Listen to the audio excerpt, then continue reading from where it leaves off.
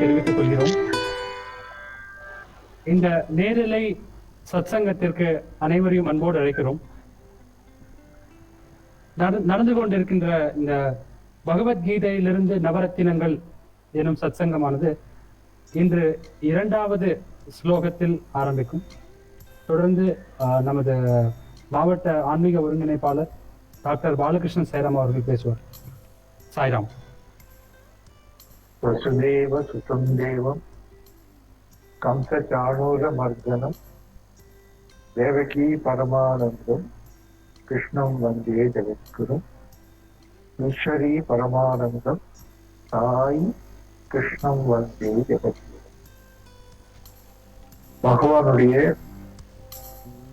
திவ்ய சங்கல்பத்தினாலே கடந்த வியாழன் அன்று பகவத்கீதையின் அறிமுகத்தை பெற்றோம். பகவத்கீதை எப்படி அந்த அன்றாட வாழ்விலே வழிகாட்டியாக இருக்கிறது, குறிப்பாக முன்னுக்கு வர வேண்டும் என்று துடிக்கின்ற இளைஞர்களுக்கு பகவத்கீதை எந்த வகையிலே உதவி செய்யும் என்பதை எல்லாம் பார்த்தோம்.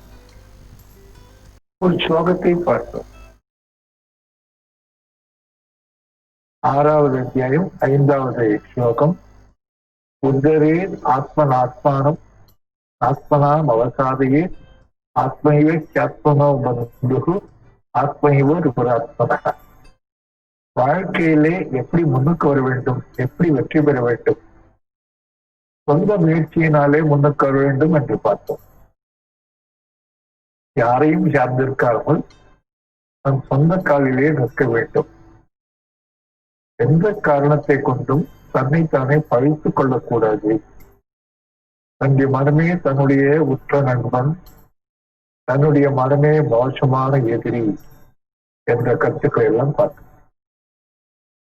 இன்று இதை போன்று ரொம்ப முக்கியமான ஒரு ஸ்லோகத்தை பார்க்க இருக்கின்றோம். இந்த ஸ்லோகம் ரொம்ப பிரபலமானது. அதே வேளையிலே ரொம்ப தவறாக கூட விளக்கப்படுகின்றது. கீதையினுடைய சாரத்தை இந்த ஸ்லோகத்தை வைத்துக் கொண்டு சொல்கின்றார்கள். கடமையை செய், பலனை எதிர்பாராதே. கீதை அப்படி சொல்லவே இல்லை. கடமையை செய், பலனை எதிர்பாராதே என்று கீதாச்சாரியன் சொல்லவே இல்லை.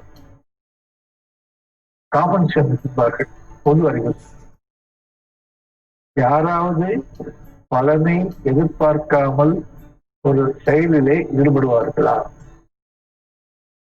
ஒரு தேர்வு எழுகின்ற மாணவனிடத்திலே நீ எப்பா பரீட்சை எழுதுறேன்னு கேட்டா அவன் என்ன சொல்லுவான்? பரீட்சையில பாஸ் பண்ணணும். தேர்தலில் நிற்கிற ஒரு வேட்பாளரை கேட்டா இந்த தேர்தலில் நான் வெற்றி பெற வேண்டும். இப்படி ஒவ்வொரு விலங்குகள் உட்பட எல்லோருமே ஒரு பலனை எதிர்பார்த்துத்தான் ஒரு செயலிலே ஈடுபடுகிறார்கள்.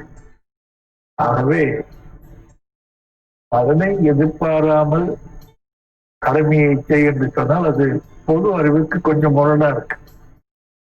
பகவான் கிருஷ்ணரே ஏன் கீதையை சொல்றார்? அர்ஜுனன் யுத்தம் பண்ண மாட்டேன்னு சொல்றான், நான் சாமியார போயிடுவேன் அப்படின்னு சொல்றான். அவன் அங்கேயே தக்க வைத்து யுத்தம் செய்ய வைத்து ஒரு போராளியாக மாற்றி யுத்தத்திலே வெற்றி பெற செய்கின்றார் பகவான். ஆக அவருடைய எதிர்பார்ப்பு நிறைவேறுகின்றது. ஆக பலனை எதிர்பாராமல் செயலிலே ஈடுபட வேண்டும் என்று சொன்னால் அது தவறு. சுவாமி என்ன சொன்னார்?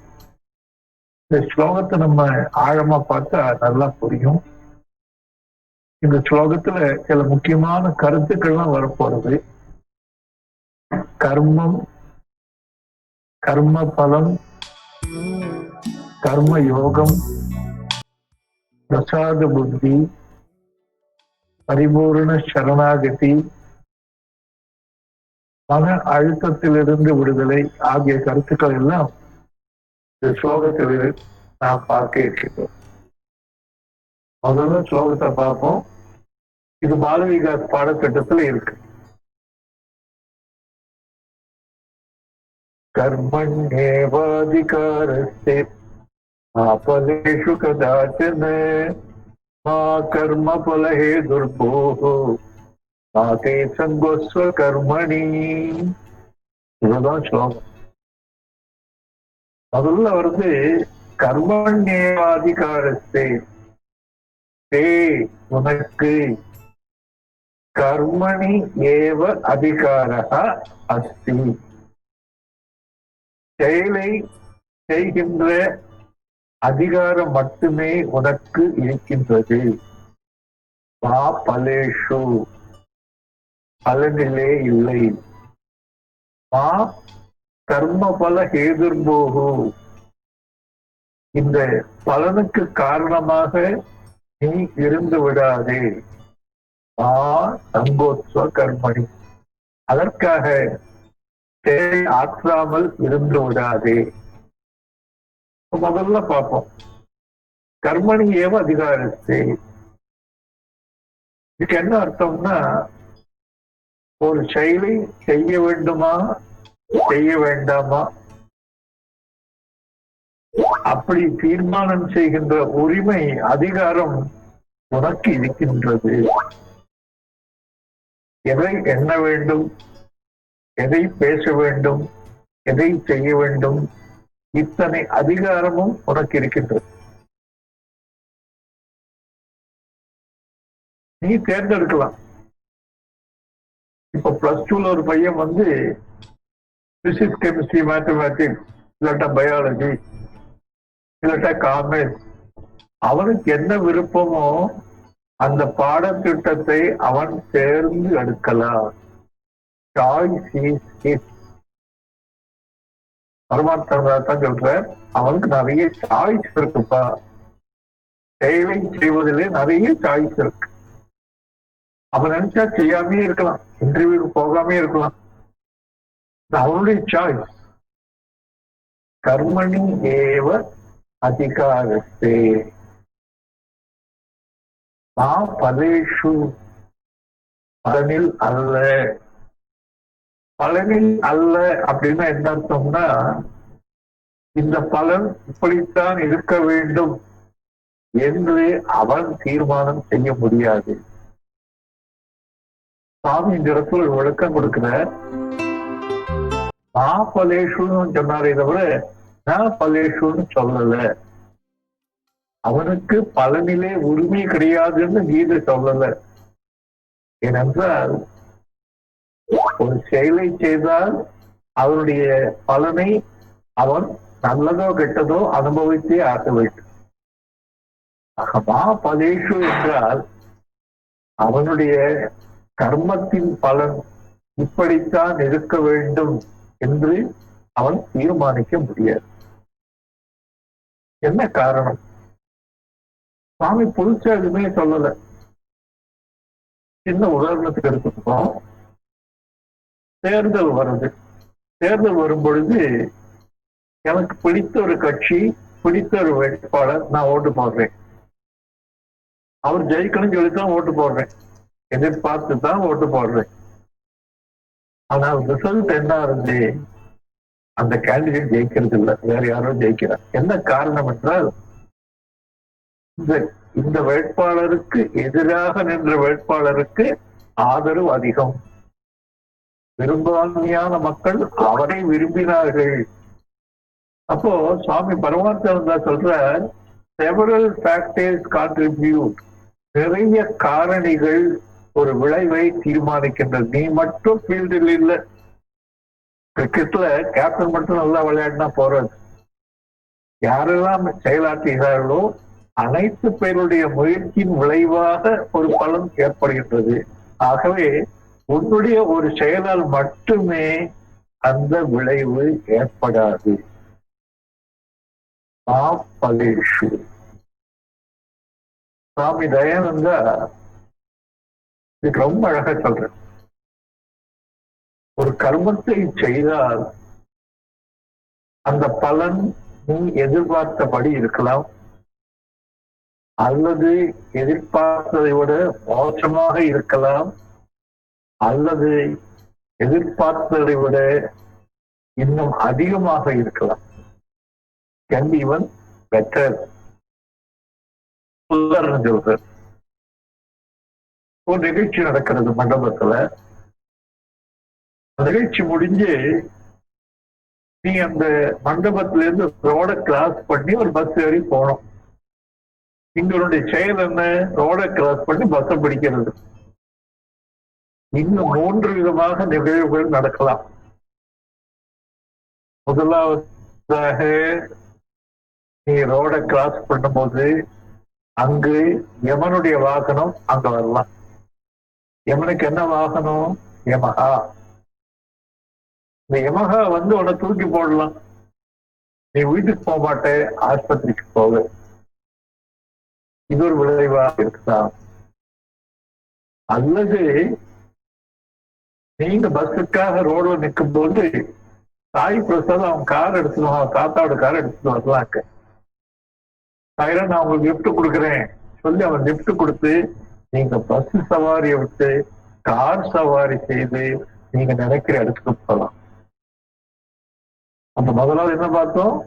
நாம் நினைத்ததை விட மோசமான ஒரு விளைவு ஏற்படுகின்றது. 2வது விளைவு என்னாகிறது? நாம் நினைத்ததை விட அதிக பலனை தரக்கூடிய ஒரு விளைவு ஏற்படுகிறது. 3வது, நீங்க எதிர்பார்த்தபடியே ஒரு பஸ் வரலாம். எல்லாவற்றுக்கும் 3 விதமான விளைவுகள் இருக்கின்றன. இந்த விளைவுகள் ஆட்களுக்கு தகுந்தபடி மாறுபட்டு கொண்டே இருக்கின்றது. அருண் வந்து நம்ம வீட்டுக்கு வர என்ன டிஃபன் சாப்பிடுறேன்னு இந்த அம்மா கேட்டா, ஆட்டி நான் மசால் தோசை சாப்பிடுறேன் அப்படிங்கிறத. இந்த அம்மா மசால் தோசை பண்ணி கொடுக்குறாங்க. அவன் வந்து 5 தோசை சாப்பிடுறான். நான் என்னுடைய வயசுக்கு போயிட்டு ஒரு 3 தோசை சாப்பிடுறேன். இந்த மசால் தோசை சாப்பிட்ட அருண் வந்து ராத்திரி சும்மா தூங்குறாரு. நான் என்ன பண்றேன்னா, தூக்கம் வராம வயிற்றுல ஒரே வலி, கேஸ் ட்ரபிள். இப்போ 2 பேர் செய்த செயலும் ஒண்ணுதான். மசால் தோசை சாப்பிட்டது செயல், விளைவு என்பது மாறுபட்டு இருக்கிறது. இது பொது அறிவு, காமன் சென்ஸ். இதேதான் சுவாமி சொல்றாரு. சுவாமி வந்து நீ உன்னுடைய பலனை எதிர்பார்த்ததே போல சொல்லவே இல்லை. ஏன் கடமையை மட்டும் செய்ய வேண்டும், பலனை எதிர்பார்க்க கூடாதுங்கிறதுக்கு நாம முன்னால் ஒரு விளக்கத்தை பார்க்க போறோம். அடுத்து சுவாமி இன்னும் சொல்ற, கர்ம பல எதிர்ப்பு. இந்த பலனுடைய விளைவுக்கு நீ காரணமாகி விடாதே. என்ன காரணமா இருக்கு? என்ன பிரசாத மூர்த்தி வருது. இந்த கான்செப்ட் நம்ம எக்ஸ்பிளைன் ஃபியூச்சர். ஒரு விளைவு ஏற்பட்டால் அந்த விளைவு இறைவன் கொடுத்தால் அது உன்னை ஒன்றும் செய்யாது, ஒன்னும் அஃபெக்ட் பண்ணாது. மாறாக நீ நினைத்து ஒன்று நடந்தால், நீயாக விரும்பி ஒரு பலனை அனுபவித்தால் அந்த பலன் உன்னை கட்டுப்படுது. ரொம்ப ரொம்ப ஆழமான ஒரு கருத்து இது.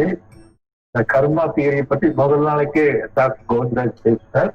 இந்த வினை என்பது, வினை கொள்கை என்பது ரொம்ப சூக்ஷ்மமானது. நீங்கள் அதை வரவழைத்தால் அதனுடைய விளைவுகளுக்கு கட்டுப்பட்டவராவீர்கள். மாறாக இறைவனாக கொடுத்த ஒன்று என்று வரும்பொழுது அதுக்கு சுவாமி தான் போதும். கடைசி பகுதி என்ன சொல்றது? ஆசை சகோச கருப்பது. ஏதாவது ஒரு பையன் +2 பரீட்சை வருது, நான் ஃபெயில் ஆனாலும் ஆயிடுவேன், பரீட்சை எழுதாம போயிடுறேன், நான் பரீட்சையை எழுதலை அப்படின்னு சொன்னா நம்ம அவனை எப்படி எடுத்துப்போம்? விளைவுகளுக்கு பயந்து கர்மத்தை செய்ய மாட்டேன் என்று ஓடி போகக்கூடாது. அதுதான் அர்ஜுனன் பண்ண பார்த்தான். தன்னுடைய தாத்தா, மாமா, பெரியப்பா, மச்சினன்மார்கள் இவர்களை எல்லாம் கொன்று தனக்கு ஏதோ ஆகிவிடும் என்று பயந்து விட்டாராம். ஆகவே நான் யுத்தம் செய்யவில்லை அப்படின்னு காண்டிபத்தை கீழே போட்டுருக்கான். சுவாமி என்ன சொல்றார்? அந்த விளைவை பற்றி நீ கவலைப்படாதே, அதை நான் பார்த்துக்கிறேன். இந்த கர்மத்திற்கு பலனாக கர்ம பல தாதாவாக பகவான் இருக்கின்றார். அப்ப பார்ப்போம், இந்த ஸ்லோகத்தின் இன்னொருக்கா பார்ப்போம். செயலை செய்வதற்குண்டான உரிமை உனக்கு இருக்கிறது. நீ தேர்ந்தெடுக்க முடியும். நீ நினைத்தால் அந்த செயலை செய்யலாம். நீ விரும்பாவிட்டால் அந்த செயலை செய்யாமல் மாறி இருக்கலாம். கடமை செய்ய உனக்கு அதிகாரம் இருக்கின்றதே தவிர அந்த பலன் இப்படித்தான் இருக்க வேண்டும், இப்படித்தான் அமைய வேண்டும் என்று தீர்மானம் செய்கின்ற உரிமை உனக்கு கிடையாது. அந்த பலனானது எப்படி வேண்டுமானாலும் சந்தர்ப்பத்துக்கு தகுந்தபடி, ஆட்களுக்கு தகுந்தபடி மாறலாம். அந்த விளைவை கொடுப்பவன் இறைவனே. இந்த விளைவுதான் வேண்டும் என்று விளைவை பற்றி நினைத்து விளைவை நீ வருத்திக் கொள்ளாதே. இறைவன் கொடுக்கின்ற பிரசாதமாக அந்த விளைவு வரும் பொழுது அது உன்னை கட்டுப்படுத்தாது. எந்த காரணத்தை கொண்டும் விளைவுகளுக்கு பயந்து தவிர்ப்பதற்காக அந்த கர்மத்தை செய்யாமல் விட்டொழியாது. இப்ப எங்கேயாவது நம்ம பார்த்தோமா? பலனை எதிர்பார்க்காதே எங்கேயாவது சுவாமி சொல்றாரு. இது பண்ண முடியுமா? முடியாதா? பலனை எதிர்பார்க்காமல் செயல் நிச்சயமா நடக்க முடியாது. பலனை எதிர்பார்த்துத்தான் அனைத்து செயல்களும் நடைபெறுகின்றன. யாராவது ஒரு பலனை எதிர்பார்க்காமல் ஒரு செயலை செய்வார்களா? அப்படின்னா கிடையாது. மாறாக நான் செய்கின்ற செயல்களுக்கு பலன் எப்படி வேண்டுமானாலும் இருக்கலாம் என்று துணிந்து கொண்டு ஒரு கர்மத்தை செய்யும் பொழுது அது ரொம்ப அற்புதமாக அமைந்து விடுகின்றது. இதுதான் இந்த ஸ்லோகத்துடைய சுருக்கம். பார்த்தோம்னா இந்த ஸ்லோகம் 2வது அத்தியாயத்துல வருது. 2வது அத்தியாயத்துக்கு பேர் சாங்கிய யோகம்னு பேர். சாங்கியம் அப்படின்னா அறிவுன்னு அர்த்தம். சாங்கிய யோகத்துல இந்த ஸ்லோகம் வருது. சுவாமி சித்யானந்தா சொல்ற இந்த 2வது அத்தியாயம் சாங்கிய யோகம் பகவத்கீதையுடைய சாரத்தையே கொடுக்கின்றது. முழு கீதையை படிக்கின்ற அந்த உணர்வு இந்த ஒரு அத்தியாயத்தை படிச்சாலே நமக்கு கிடைக்கும். ஆக இந்த அத்தியாயத்துக்கு பேர் சாங்கிய யோகம்னு பேரு. ஆனா கர்மத்தை பத்தி, கர்ம யோகத்தை பத்தி இந்த அத்தியாயத்தை சொல்றாரு. உண்மையில கர்ம யோகம் அப்படின்னு 3வது அத்தியாயம் தனியா இருக்கு. கர்மம் எத்தனை வகைப்படும், எப்படி, அதெல்லாம் என்ன, இவ்வளவு விரிவாக கர்மயோகத்தை பற்றி தனியாக ஒரு அத்தியாயம் இருக்கின்றது. அது கர்ம யோகம்னு 3வது அத்தியாயம். ஆனா அங்க அதை பத்தி சொல்லாம சுவாமி இந்த அத்தியாயத்திலேயே இந்த கர்மம், கர்ம யோகம், கர்ம பலன் பத்தி எல்லாம் சொல்றார். நான் முதல்லயே சொன்னபடி இந்த ஸ்லோகத்துல நிறைய கருத்துக்கள், கர்ம பலன், கர்ம யோகம், பிரசாத புத்தி, சரணாகதி, மன அழுத்தம் அல்லது மன இறுக்கம் ஆகியவற்றிலிருந்து விடுதலை பெறுவது, இத்தனை கருத்துக்களையும் அடங்கி இந்த ஸ்லோகமாக நம்ம பாரதிதாசனே இருக்கு. ரொம்ப ரொம்ப முக்கியமான ஸ்லோகம். ஒரு ஸ்லோகத்தை நம்ம ஆழமா புரிஞ்சுட்டா கீதையே புரிஞ்சுட்ட மாதிரி நம்ம முன்னாலே அறிவித்தபடி இப்ப சாய் பிரசாத் நாமாவளியை பாடுவார்.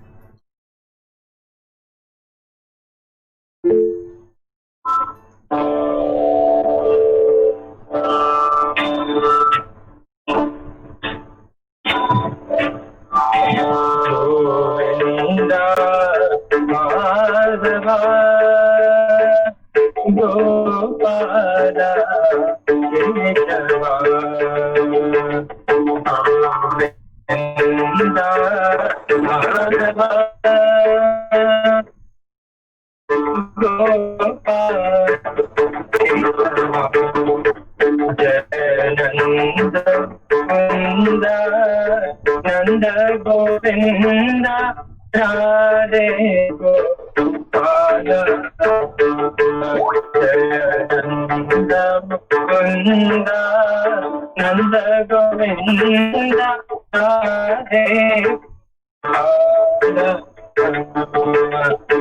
गोविंद माधवा गोपाल केशवा गिरिधारी गिरिधारी जय राधे गोपाल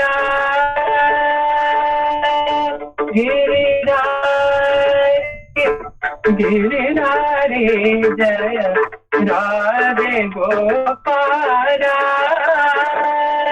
घन श्याम श्याम श्याम जय जय राधे गोपाल घन श्याम श्याम श्याम जय जय राधे गोपाल जय नंद मुकुंद नंद गोविंद राधे जय नंद मुकुंद नंद गोविंद राधे गोपाल गोविंद माधवा गोपाल केशवा जय नंद मुकुंद नंद गोविंद राधे गोपाल गोविंद माधवा गोपाल केशवा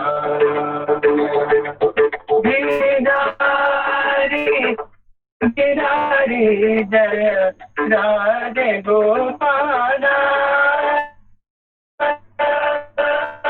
गिरिधारी गिरिधारी जय राधे गोपाल घन श्याम श्याम श्याम जय जय राधे गोपाल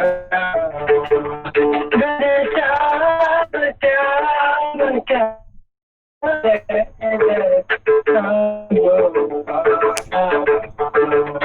जय नंद मुकुंद नंद गोविंद राधे गोपाल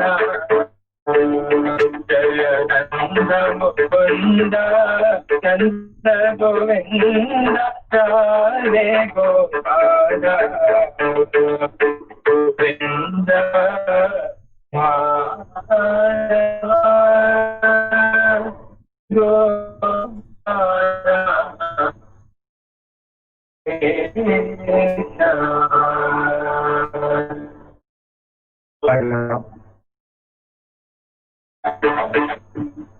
கர்மத்துல 3 வகை இருக்கு. கர்மம், விகர்மம், அகர்மம். கர்மம் என்றால் சாஸ்திரம் வகுத்தபடி நம்முடைய முன்னோர்கள் சொன்னபடி ஒரு செயலை செய்வது கர்மம். விகர்மம் என்றால் விலக்கப்பட்ட கர்மத்தை செய்வது. சாஸ்திரம் இதை செய்யாதே என்று சொல்லியிருந்தால் அதை நாம் செய்தால் அதை விகர்மம் அப்படின்னு சொல்லுவோம். அகர்மம் அப்படி என்றால் எதையுமே செய்யாமல் விட்டு விடுவது. இந்த அகர்மம் என்பதை நம்மை போன்ற சாதாரண மனிதர்களுக்கு சொல்லப்பட்ட ஒன்று அல்ல. அது நிவர்த்தி மார்க்கம் சொல்வாங்க. பக்தியா செய்யறது, நிவர்த்தினா செய்யாம இருக்காது. ஒரு கார் எடுத்துட்டோம்னா கார் ஓட்ட தெரியணும், அது பிரவர்த்தி. தேவைப்பட்ட கார் நிறுத்தவும் தெரியணும், அது நிவர்த்தி. அப்ப இந்த நிவர்த்தி என்பது நமக்கு விதிக்கப்பட்டதல்ல, முற்றும் துறந்தவர்களுக்காக சொல்லப்படுகின்ற ஒன்று. கர்மம், விகர்மம், அகர்மம். கர்ம பலன் அப்படின்னா என்ன? முதல் நாளைக்கே டாக்டர் சொன்னபடி every action has an equivalent and opposite reaction. ஒரு செயலை செய்தால் அதனுடைய பலனை தவிர்க்க முடியாது, அது நடந்தே தீரும். ஒரு பாலை மேல போட்டா அது கீழே விழத்தான் செய்யும். ஆனால் யாராவது நடுவில் கையை நீட்டினா தரையில விழாம அது கையில விழலாம். இதுக்கு பேருதான் பகவானுடைய கருணைன்னு பேர். கீழே விழாமல் தன்னுடைய கருத்திலே அதை ஏற்பது பகவானுடைய கருணை. ஆக செய்கின்ற செயலுக்கு கிடைக்கின்ற பலனை, விளைவை பலம் என்று சொல்வார்கள். பலம் அப்படின்னா சம்ஸ்கிருதத்துல பழம்னு அர்த்தம். காயா பழமான்னு கேட்கிறோம், நல்லா இருந்தா பழம் அப்படிங்கிறோம். காயா பழமா? மொத்தமா பலன் அப்படி என்றால் செய்த விளைவுக்குண்டான பயன். கர்ம யோகம்னு என்னது? இது அதுதான் சொல்றது. கடமையை செய், பலனை இறைவனுக்கு விட்டுவிடு, அதை நீ தீர்மானிக்காதே. பலன் இப்படித்தான் இருக்கும், அப்படி இருக்காது என்ற தீர்மானத்தை நீ எடுக்க வேண்டாம். அதை இறைவனுக்கு விட்டுவிடு. அப்படி ஒரு செயலை செய்யும் பொழுது இதனுடைய பலன் இறைவன் கொடுப்பான். இது கிருஷ்ணார்ப்பணமாக செய்யப்பட்டது, சுவாமிக்கு அர்ப்பணமாக செய்யப்பட்டது அப்படின்னு செய்யும் பொழுது அது ஈஸ்வர அர்ப்பணமாக, ஈஸ்வர அர்ப்பணமாக செய்யப்படுகின்றது. ஆக ஒரு கர்மத்தை நாம் செய்தாலும் ஆண்டவனே உனக்காக செய்கிறேன், பலன் நீ கொடு, எதை கொடுக்கறியோ அதை நான் எடுத்துக்கிறேன் அப்படின்னு சொல்றது கர்ம யோகம். கர்மத்தை யோகமாக செய்தால் அது கர்ம யோகம். சுவாமி நிறைய டெபினிஷன் கொடுக்கிறார். யோகா கர்மசு கௌசலம். ஒரு செயலை நுணுக்கமாக செய்தால் அதுவே யோகம். யோகம்னு ஏதோ தழுகா நிற்கிறது நம்ம புரிஞ்சுக்கிறோம், அப்படி கிடையாது. யோகா கர்மசு கௌசலம். செய்கின்ற செயலை செம்மையாக, நுணுக்கமாக, அருமையாக, நேர்த்தியாக செய்வதுதான் கர்ம யோகம். ஆனா அந்த கர்ம யோகத்துல கர்மம் இருக்குமே தவிர கர்ம பலனை பற்றிய ஒரு தாக்கம் இருக்காது. இப்ப நம்ம என்ன பார்த்திருக்கோம்? கர்மம், விகர்மம், அகர்மம், கர்ம பலன், கர்ம யோகம், இதெல்லாம் பார்த்துட்டோம். அடுத்து பார்க்க வேண்டிய கான்செப்ட் கருத்து பிரசாத புத்தி. பிரசாதம்னா நமக்கு எல்லாருக்கும் தெரியும். கோவிலுக்கு போனா நமக்கு கிடைக்கும்.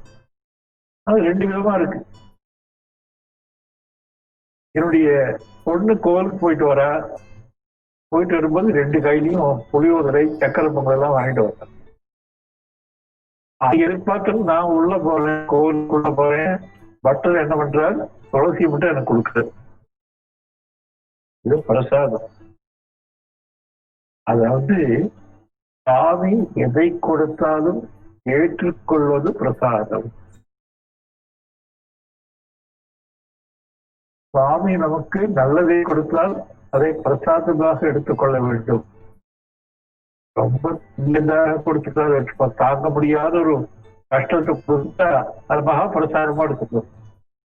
ஆக ரெண்டுமே சுவாமி கொடுத்தது. இது சரணாகதிக்கு ரொம்ப இன்டர்லிங்க்டு. இந்த பிரசாதமும் சரணாகதியும் ஒன்று கொண்டு சேர்ந்தே போகக்கூடியது.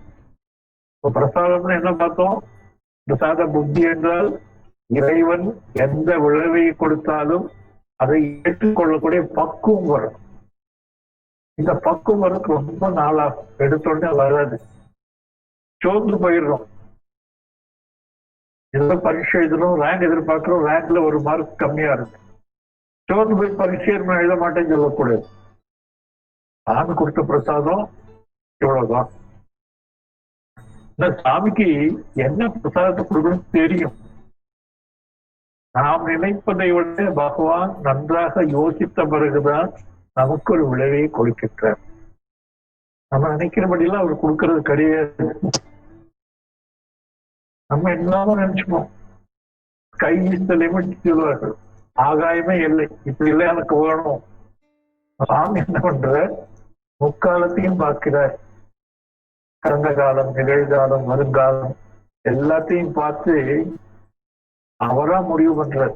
இப்படி கொடுத்தாதான் சரியா இருக்கும். அப்படி எதை சாமி கொடுத்தாலும், எந்த விளைவை கொடுத்தாலும் நான் அதை ஏற்றுக்கொள்வேன். சாமி கொடுப்பது நல்லதோ கெட்டதோ அதை பிரசாதமாக எடுத்துக்கொள்வேன். சாமியுடைய ஆசீர்வாதமாக அதை எடுத்துக்கொள்வேன். அதுக்கு போய்தான் பிரசாதம். ஒரு பக்தன் என்று சொன்னால் அவனிடத்திலே அந்த பிரசாத புத்தி இருக்க வேண்டும். அடுத்த கருத்து சரணாகதி. பக்தியில நவவித பக்தின்னு சொல்றோம். சிரவணம், கேட்கணும், ஸ்மரணம், அர்ச்சனம், தாக்கியம், வந்தனங்கள் நிறைய 9 விதமா சொல்ல பகவான் சொல்ற. இது 9 விதமான பக்தி அல்லப்பா, இதே நவவித பக்தி அல்ல, பக்தியின் 9 படிகள்.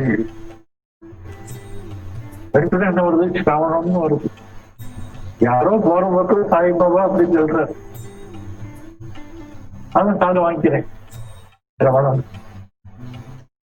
அந்த வீட்டுல பஜனை நடக்கிறதுன்னு சொல்றோம், அங்க போய் உட்காந்துருவாங்க. கீர்த்தனம், அப்புறம் ஸ்மரணம், அப்புறம் கடைசி நம்முடைய வேலைக்காரனா இருக்கேன் சுவாமின்னு சொல்றது.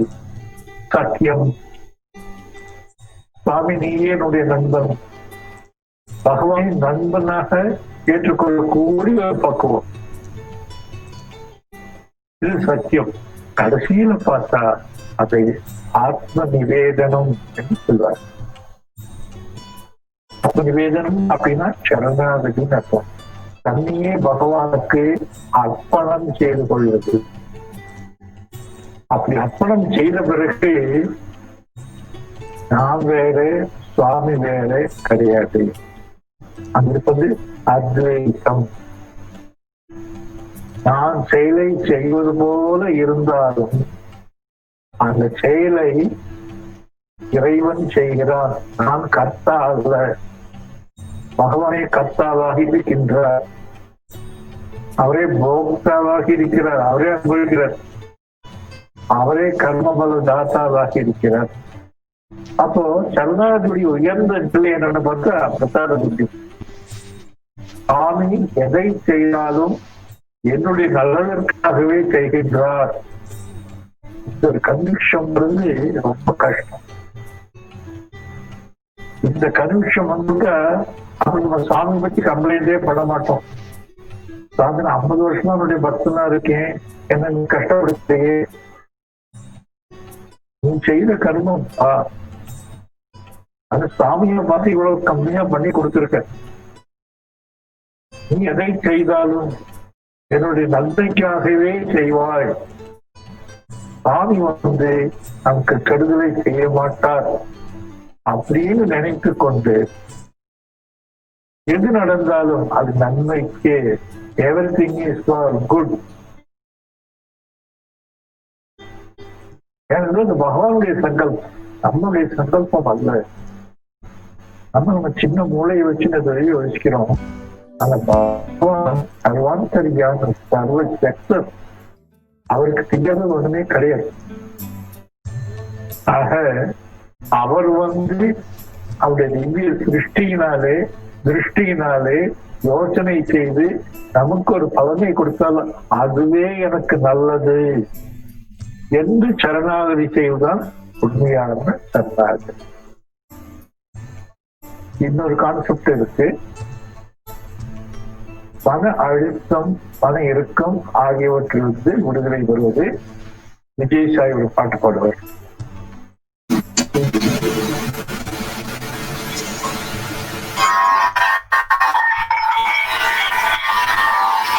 சீதல சரணம் கோமல சரணம் மஞ்சுள சரணம்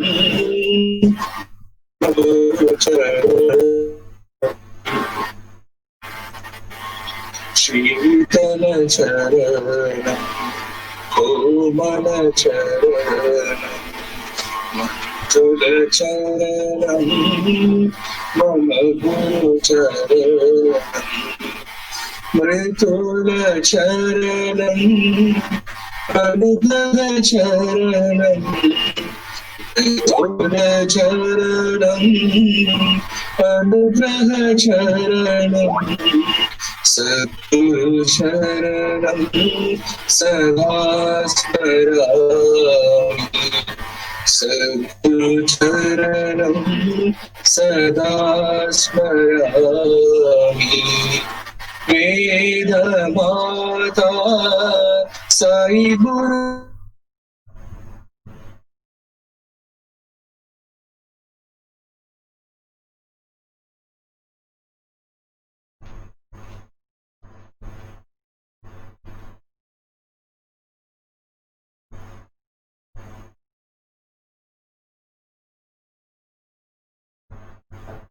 சாய்ராம்.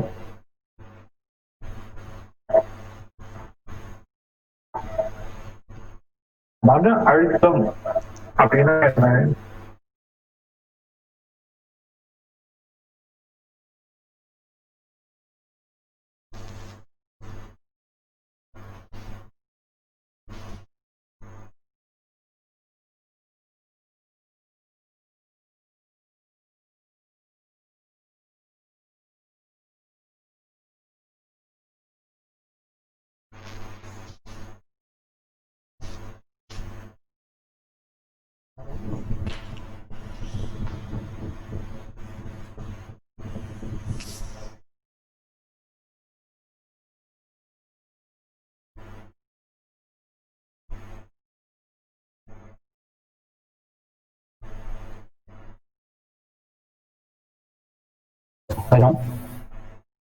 ஆடியோ சரியா வரல சார். ஒரு தடவை மியூட் பண்ணிட்டு அன்மியூட் பண்ணி ட்ரை பண்ணி பாருங்க சார்.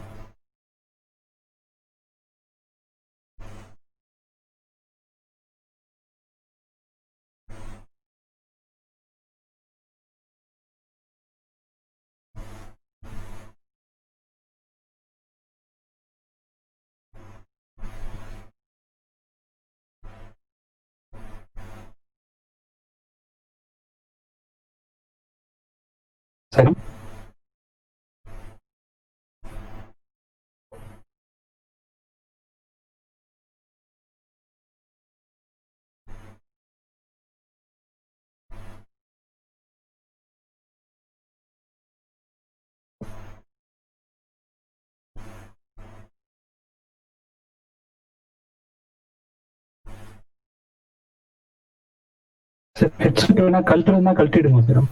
ஓப்பன் மைக்லேயே கூட பேசிக்கலாம்.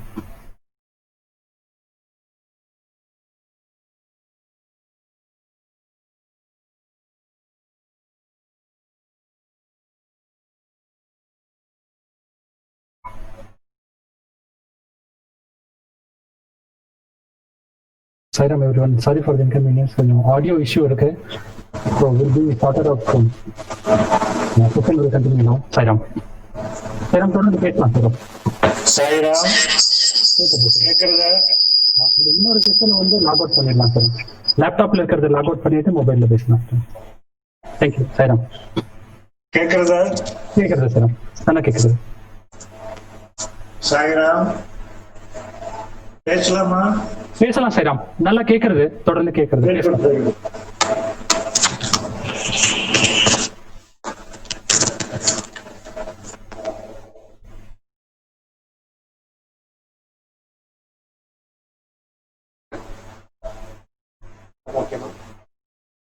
இந்த மன அழுத்தம் அப்படின்னா ஸ்ட்ரெஸ்ன்னு அர்த்தம். இந்த ஸ்ட்ரெஸ் மேனேஜ்மெண்ட்டுக்கு இந்த ஸ்லோகம் ரொம்ப பொருத்தமானது. நாம் ஒரு செயலை செய்யும் பொழுது விளைவு என்ன ஆகிவிடுமோ என்ற பயத்துல நம்ம ஏதாவது பண்ணிடுறோம். அதில் என்ன, நம்ம செயல்ல போக்கஸ் பண்ணாம விளைவை பத்தி கவலைப்படுறோம். செயலை செய்யறது ப்ராப்ளமே கிடையாது. We are capable, we are qualified. ஆனால் அந்த செயலை செய்யும் பொழுது விளைவு அப்படி ஆகிவிடுமோ இப்படி ஆகிவிடுமோ என்று பயப்படும் பொழுது அங்கு மன அழுத்தம் ஏற்படுகின்றது. இந்த ஸ்லோகத்தின்படி நாம் நடந்து கொண்டால் மன அழுத்தமே இருக்காது. ஏன்னா இந்த ஸ்லோகம் என்ன சொல்றது, கடமை நீ செய்ப்பா, யோகா கர்மஸ்து கௌசலம், இந்த செயலை உன்னால் முடிந்த அளவிற்கு நேர்த்தியாக, நுணுக்கமாக, நன்றாக, செம்மையாக நீ செய்து விடு. அப்படி செய்யும் பொழுது நம்முடைய கவனம் எல்லாம் செயலை ஆற்றுவதில் மட்டுமே இருக்கிறது. நாம விளைவை பற்றி கவலைப்படுறதே இல்லை. விளைவை பற்றி கவலைப்படுவது நம்முடைய கெப்பாசிட்டி வீக்கம் ஆயிடுறது. ஒரு பயம் வருது, செயல் சரியாக அமைவது இல்லை.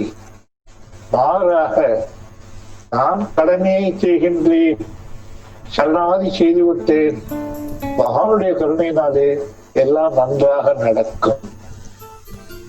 அப்போ இந்த கர்மண்யமாதிகாரஸ்தே என்ற ஸ்லோகத்தின்படி நாம் நடந்து கொண்டால் நமக்கு ஸ்ட்ரெஸ்ஸே வராது. ஏன்னா நம்ம விளைவை பற்றி கவலைப்படாம அற்புதமாக நம்முடைய செயலை ஆற்றுவோம். ஆக இந்த ஸ்லோகத்துல நம்ம கர்மம், கர்மயோகம், கர்ம பலன், பிரசாத புத்தி, சரணாகதி, மன அழுத்தத்திலிருந்து விடுதலை ஆகியவற்றெல்லாம் பார்க்கிறோம்.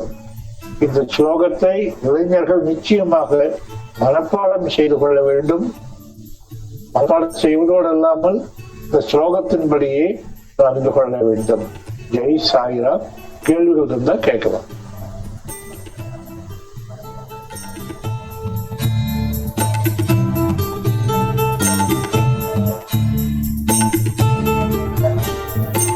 ஓம் ஸ்ரீ சாய்ராம். ராஜேந்திரனாப்பா, ஆமா சார், ப்ளஸ் பண்ணுங்க. நல்லா இருந்தது. ரொம்ப எளிமையா, ரொம்ப புரியுற மாதிரி நல்லா சொன்னீங்க சார். இது ரொம்ப தேவையான ஒரு ஸ்லோகம் எல்லாத்துக்குமே. ஆனா இது பிராக்டிஸ் பண்றது எப்படி? இப்ப ஆக்சுவலா நீங்க சொன்னீங்க, இது எடுத்த உடனே நமக்கு டக்குன்னு அமையாது. கொஞ்சம் கொஞ்சமா தான் அது பிராக்டிஸ் பண்ணணும். பட் ஆனா பிராக்டிஸ் பண்றதை நிறுத்தக்கூடாது. நம்ம ஒரு மார்க் ரேங்க்ல குறைஞ்சு போயிடுச்சுன்னாக்கா பரிசு எல்லாம் விடக்கூடாது அப்படின்னு சொன்னீங்க. பட் ஆனா இதுக்கு இந்த பொறுமை தேவைப்படுது இல்லைங்களா சார்? இதை பத்தி இன்னும் கொஞ்சம் பொறுமை தேவை. கொஞ்சம் கொஞ்சமா பக்குவம் போகணும். கீதையில சுவாமி சொல்லும் பொழுது பயிற்சி, ஒரு விவேகம் ரெண்டு இருக்கணும். பயிற்சி செய்து கொண்டே இருக்க வேண்டும்.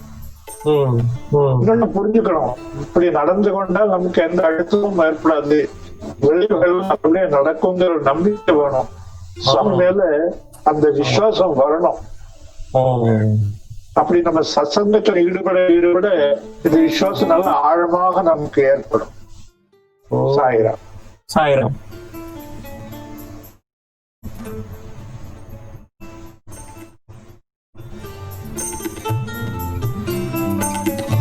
சலாம். எல்லாரும் மியூட்ல இருப்பீங்க. உங்களுக்கு கேள்விகள் இருந்தா உங்க ஸ்கிரீன்ல நடுவுல தொடுங்க. 3 ஆப்ஷன் வரும். இடது பக்கம் இருக்கிறது ஒரு மைக் சிம்பிள் இருக்கும். அந்த சிம்பிள்ல தொட்டீங்கன்னா அன்மியூட் ஆயிடும். அதை அன்மியூட் பண்ணிட்டு உங்க கேள்விகளை பேசலாம். அப்படி இல்லை நீங்க பேசல அப்படின்னா கூட சேட் பாக்ஸ்ல உங்களோட கொஸ்டின்ஸை போடுங்க. அதுக்கான ஆன்சர் சாய்ராம் கொடுப்பாங்க. தொடர்ந்து கேள்விகளை கேட்கலாம் சார்.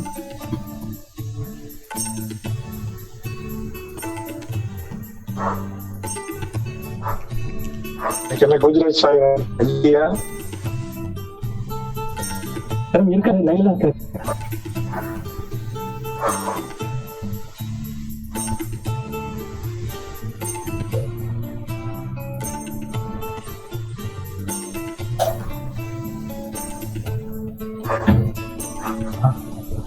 இந்த ஸ்லோகத்தை பத்தின கேள்வி இல்லாட்டினாலும் பொதுவா ஏதாவது ஆன்மீக கேள்வி இருந்தா கூட சாய்ராம்கிட்ட கேட்கலாம்.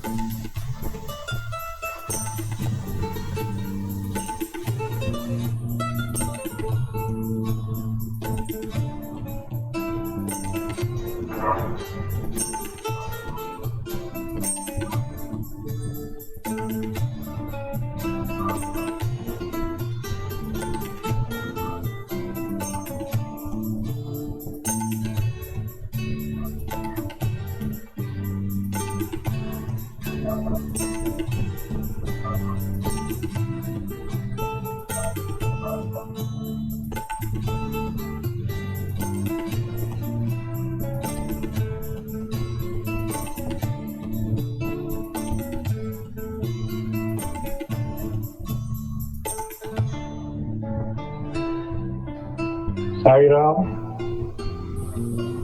சாய்ராம். டாக்டர் கோவிந்தராஜ் சொல்லுங்க சாய்ராம். காலையில ஒரு மெசேஜ் அனுப்பிச்சீங்களா?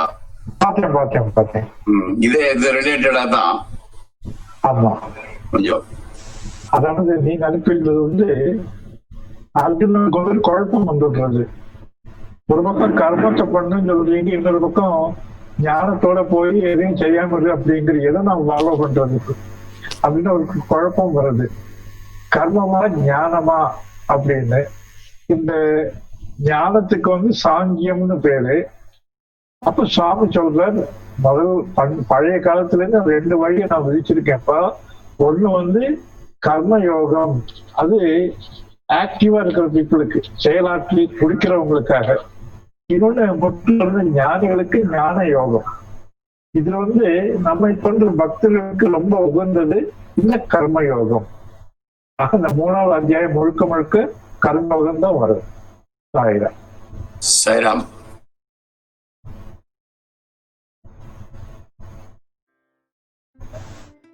நாம செய்யறது கர்மமா விகர்மமான்னு எப்படி நம்ம சந்தேகம் வருது? நம்ம மனசாட்சியே சொல்லணும் சாய்ராம். நம்ம மனசாட்சி வந்து அதுக்கு வந்து பொய் சாட்சியே சொல்ல தெரியாது. அது அப்பவே கரெக்டா சொல்லிடும், நீ பண்றது தப்புப்பா, நீ பண்றது சரின்னு மனசாட்சி சொல்லிடும். யாரும் சொல்ல வேண்டிய அவசியமே இல்லை. Your own conscience will tell you whether you are doing right or wrong.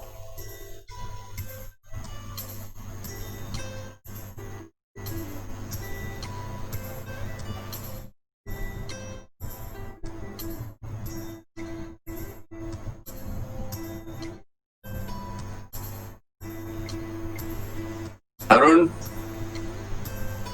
Sairam கேட்கலாம் சார். மற்றவங்க யாராவது கேட்பாங்க அப்படின்னு நினைச்சேன். சார் இப்போ இதுல கர்ம மார்க்கம் ஞான மார்க்கம் அப்படின்னு சொல்றோம். ஞான மார்க்கம்னா என்ன, அதை நோக்கி எப்படி நம்ம போறது, அதுக்கு என்னெல்லாம் வழிமுறைகள் இருக்கு, வேதங்களை படிக்கணுமா, இல்ல அதுக்கு என்ன மாதிரியான ஒரு ஸ்டெப்ஸ் எல்லாம் நம்ம எடுத்து ஞான மார்க்கத்தை போலாம், இல்லைன்னா தெரிஞ்சுக்கலாம் அப்படின்னு ஒரு கேள்வி சார். ஞானம் அப்படின்னா நானே இறைவன், நான் ஆத்மா, நான் வேறு இறைவன் வேறு அல்ல, நான் இந்த உடம்பு அல்ல, இதெல்லாம் புரிஞ்சுக்கிறதுக்கு பேரு ஞானம். இது ஞானம் வர்றதுக்கு வேதம் படிக்கிறதுனால ஞானம் வந்துவிடாது. வேதம் படிக்காத எத்தனையோ ஞானிகள் இருக்கிறார்கள். தொடர்ந்து சாதனை செய்யணும். ஸ்பிரிச்சுவல் பிராக்டிஸ் பண்ணதான் ஞானம் வரும். ஞானம் வரத்துக்கு கர்ம யோகத்தை பின்பற்றினால் ஞானம் தானாக வந்துவிடும். ஆனால் ஞானமாக ரொம்ப கஷ்டம். அது வந்து ஒரு கயிறு மேல நடக்கிற மாதிரி சீக்கிரம் வராது. ஆகவே ஞான மார்க்கம் எல்லாருக்கும் சொல்லப்படவில்லை. கர்ம யோகம் தான் பக்தர்களுக்கு விதிக்கப்பட்டிருக்கின்றது. கர்மயோகத்தினாலும் இறைவனை அடைய முடியும். ஞானத்தின் முடிவும் யோகம் தான், இறைவன் அடைவதுதான். பக்தியின் மூலமாகவே நாம கர்மயோகத்தின் மூலமாகவே நாம் கடவுளை அடையலாம். சேரம் நேத்து நான் ஒரு சங்கத்துல கேட்டேன். அவரு டாக்டர் ரவிக்குமார் சொன்னாங்க, அவர் ஹாஸ்டல்ல இருக்கும்போது சாமி ஒரு தடவை கீழே வராங்க. அப்போ ஒரு 5 பாய்ஸ் இருக்காங்க. ஹூ ஆர் யூன்னு கேட்கிறாங்க. ஒருத்தர் வந்து நான் பிகாம் படிக்கிறேன் பேரு சொல்றான், ஒரு இந்த ஊர்ல இருந்து ஒரு பையன் நான் வரேன் அப்படின்னு சொல்றான். அப்ப ரவிக்குமார் வந்து நான் உன்னுடைய குழந்தை அப்படின்னு சொல்றாரு. சாமி தட்டி கொடுத்துட்டு ஹூ ஆர் யூன்னு அடுத்த பையனை கேட்கிறாரு.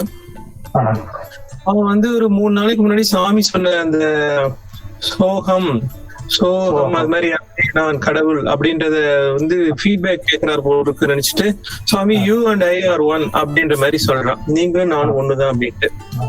சாமி வந்து அப்படியா நீயும் நானும் ஒன்னா, சரி நான் இப்ப தர்ஷனுக்கு போலான்னு நினைச்சேன், நீ போய் தர்ஷன் கொடு அப்படின்றாரு. என்ன பண்றதுன்னு தெரியல, எல்லாரும் சிரிச்சிடுறாங்களாம். அப்புறம் அவர் சொல்றாரு, இது வந்து தியரிட்டிக்கல் நாலேஜ் பத்தாது, பிராக்டிக்கல் நாலேஜ் வேணும் ஸ்பிரிச்சுவாலிட்டியில அப்படின்றார். ஸோ அப்ப நீங்க சொன்ன மாதிரி அந்த சாதனை பண்ணி ரியலாவே அந்த அத்வைத நடத்தி போனாதான் உங்களுடைய பிராக்டிக்கலா அனுபவிக்கும் ஒழிய. என்ன அருண் கேட்டார் இல்லையா, வேதம் படிச்சா ஞானம் வருமான்னு. இந்த பையன் சொன்னது வேதம் படிச்ச மாதிரி தான், புஸ்தக அறிவது. ஆமா, பிராக்டிக்கல் பிரயோஜனமே கிடையாது. அன்பு செலுத்து டைப் ரெக்கார்டு மாதிரி நம்ம சொல்லிட்டே இருந்தா போறாது. அன்பு செலுத்த பழகணும். ஒரு ஸ்டேஜ் வரும்பொழுது நம்ம அறியாமலேயே நானே இறைவன் என்ற ஒரு பாவனை வந்துடும். அது பகவானாம் ஜென்மனா வந்து எத்தனையோ ஜென்மங்கள் எடுக்கணும். இந்த ஒரு ஜென்மம் எல்லாம் போறது ஆயிரம். இதே மாதிரி ஒரு கேள்வி சரவணகுமார் கேட்டிருந்தாரு. அப்ப நான் சுவாமி ராமகந்த ரசவாயில சொல்ற அந்த வார்த்தைகள் இருக்கு, அனுமன் ராமன் சொல்றாரு இல்லையா, ஆத்மாவடையில நீயும் நானும் ஒன்று அப்படிங்கிற. உடல் அளவுல நீ வந்து அரசன் என்ற பாவனையில நீ அரசன், நான் சேவகன். பக்தன் என்ற பாவனையில் நீ பக்தன், நான் நீ இறைவன், நான் பக்தன். ஆத்ம பாவனையில நான் ஒன்று அப்படின்னு சொல்றாரு அனுமன். சூக்ஷ்மமா பார்க்கும்பொழுது நானே ஆத்மா, நானே ராமர். ஆனா மேலோட்டமா நம்ம பூமியில வாழும் பொழுது லௌகீகமா இருக்க வேண்டி இருக்கு. அண்ணா தம்பி, கணவன் மனைவி, இந்த ரிலேஷன்ஷிப் எல்லாம் நம்ம நடிக்க வேண்டி இருக்கு. உலகமே ஒரு நாடக மேடை. அப்போ வெளியில பார்க்கும்போது சிலதெல்லாம் இருந்தா கூட உள்ளூர் அந்த பாவனை இருக்கணும். ஐ ஆம் நோ டிஃபரண்ட் ஃப்ரம் காட், நான் இறைவனை தவிர வேறொருவன் இல்லை என்ற பாவனை மனசுக்குள்ள வெளியிருந்தா ரொம்ப டேஞ்சரஸ். நானே சுவாமி சேர்ல போய் உட்காந்துருவேன். ரொம்ப அபத்தமான காரியங்கள் அதெல்லாம் ஆயிரம்.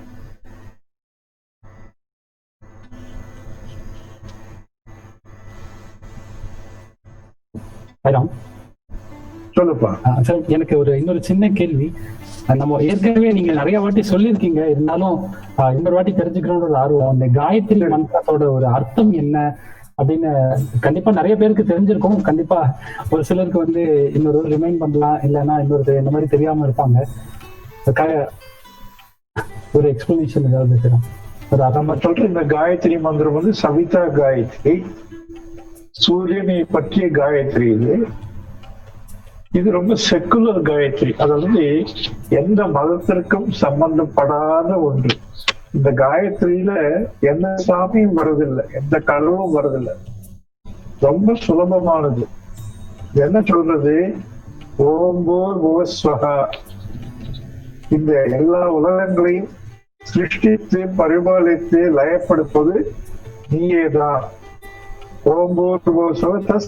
சவித்துவம் வரேண்யம். உன்னுடைய பேர் ஒளியானது தியானிக்கப்பட வேண்டும். அந்த ஒளியை நான் தியானம் செய்ய வேண்டும். என்னுடைய புத்தியை நீ தூண்டி விடுவாயாக. அந்த புத்தியை தூண்டி விட்டா, புத்தி தான் சொல்ற, மனசுன்னு சொல்லல, புத்தியை தூண்டி விட வேண்டும். இந்த புத்தி நல்ல விசாலமான ஒரு புத்தி விகாசம் அமைஞ்சு விட்டா தவறான ஆட்டிடியூடு, தவறான தாட்ஸ் எல்லாமே போயிடும். அங்க புத்தி நன்றாக செயல்படும் பொழுது மனிதனுடைய மனமானது செம்மை அடைந்து விடுகிறது.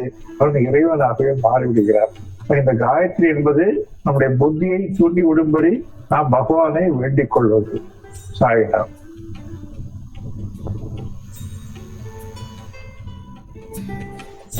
Thank you sir. சாயிராம். சரி, நமக்கு இன்னொரு 5 நிமிஷம் இருக்கு. வேற யாராவது கேள்விகள் இருந்தா கேட்கலாம்.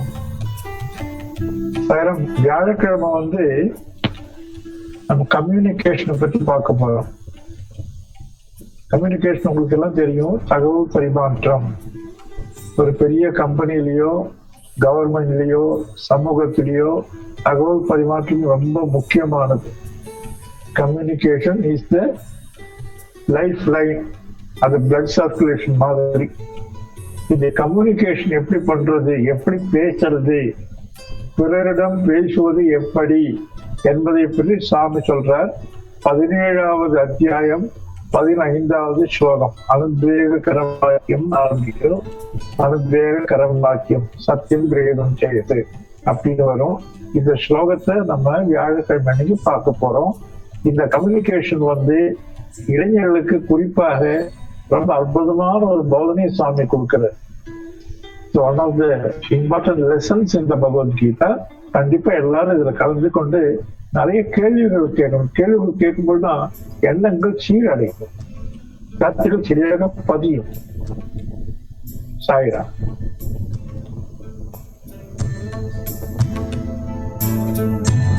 தேங்க்யூ சாய்ராம். சாயிரா. சாயிரா. சாய்ராம், இந்த கோபத்தை கட்டுப்படுத்துறது எப்படி சாய்ராம்?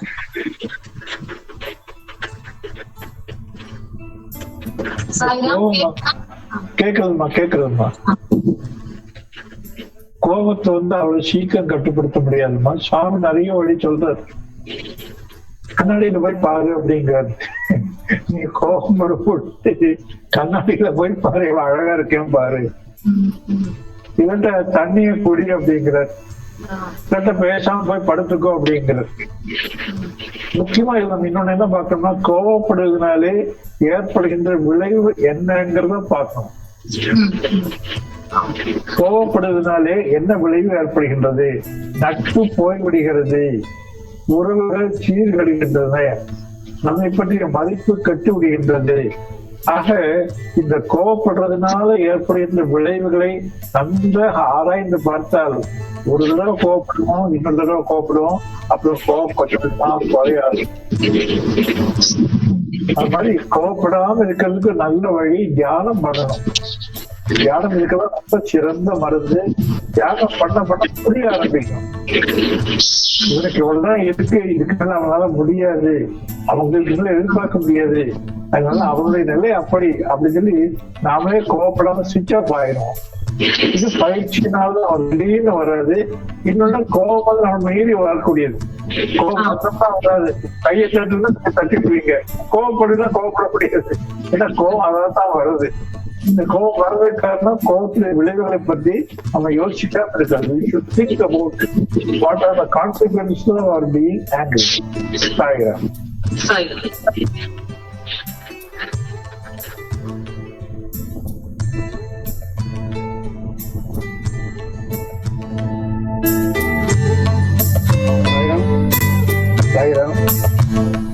எனக்கு ஒரு டவுட் சாய்ராம். இப்ப எல்லாத்துக்கும் வந்து எல்லாத்திட்டையும் அன்பு செலுத்தணும் அப்படின்னு சொல்லி சொல்றோம் சாய்ராம்.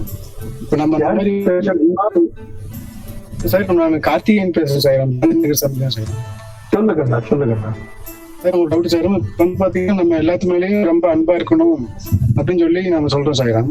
இப்ப அந்த மாதிரி நம்ம ரொம்ப ஜாஸ்தியா இருக்கும்போது அவங்களுக்கு ஒரு கஷ்டம் வரும்போது அது நம்மளால சில டைம்ல வந்து தாங்க முடியாத மாதிரி இருக்கு சாய்ராம். இப்ப ஒரு எக்ஸாம்பிளுக்கு சொல்லணும் அப்படின்னா, நம்ம அம்மா மேலேயே ரொம்ப இப்ப வந்து பிரியமா இருக்கிறோம் அப்படின்னா, சில டைம்ல இப்ப உங்களுக்கு வந்து தலைவலிக்குது இல்ல உடம்புல ஏதோ ஒரு ப்ராப்ளம்னா, இப்ப நம்மளால அதை வந்து வாங்கிக்கவும் முடியறது இல்லை. ஆனா அவங்க கஷ்டப்படுறதை பார்த்துட்டே இருக்கிறோம்.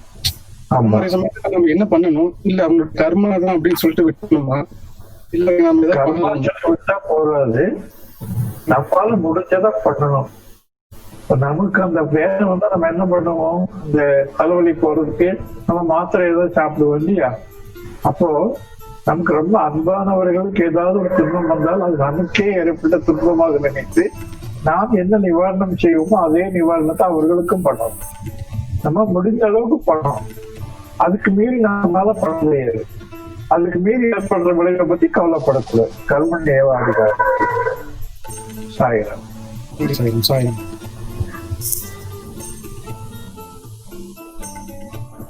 சாய்ராம். இன்றைய சத்சங்கத்திற்கு நிறைவு பகுதிக்கு வந்துட்டோம். எல்லாம் நல்ல கேள்விகள் கேட்டிருந்தீங்க சாய்ராம். மேற்கொண்டு யாருக்காவது கேள்விகள் இருந்தா கூட கேளுங்க. அப்படி கேள்விகள் இல்லை அப்படின்னா நம்ம வந்து மங்களாரத்துக்கு போகணும். யாருக்காவது கேள்விகள் இருக்கா சாய்ராம்? வேற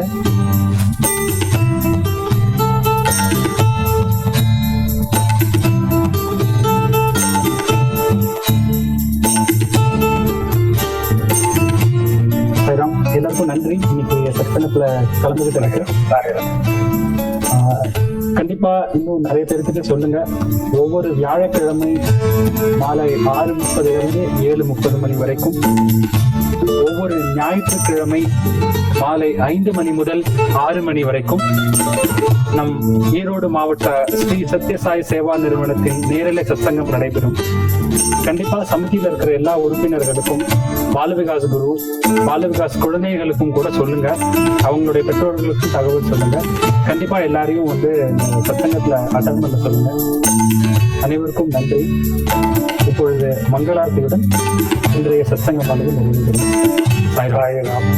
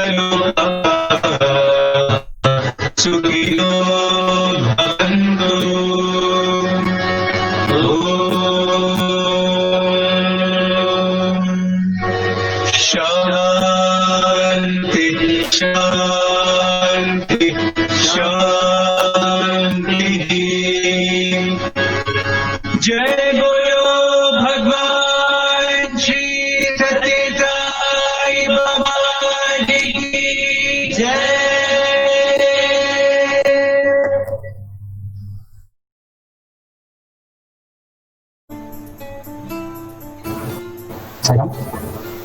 அனைவருக்கும் நன்றி. தேங்க்யூ. தேங்க்யூ சாய்ராம். சப்போர்ட் பண்ண பிரதர் அரவிந்த் அண்ட் பிரதர் ராஜாராம்க்கு தேங்க்யூ. சாய்ராம். அடுத்த சத் சங்கத்துல சந்திப்போம். சாய்ராம்.